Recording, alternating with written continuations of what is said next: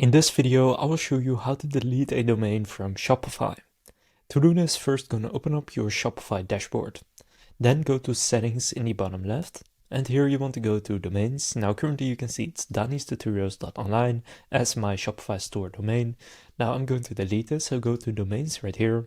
Then you will often find the domain you connected, and you will find the normal Shopify domain you get when creating your store.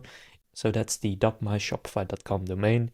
Now what you can simply do is first click on the original domain, so the .myshopify.com domain, and then here for the domain type, click change domain type, and first make it your primary domain and click change domain type. Then this should already change, so you have now already disconnected it, but now you want to actually delete it, so go to domains, and click on the domain that you want to remove, and make sure again it's not the primary anymore, and then on the domain click on domain settings, and click delete subdomain, and then remove. And from there it's now being removed, so you can now see successfully remove domain.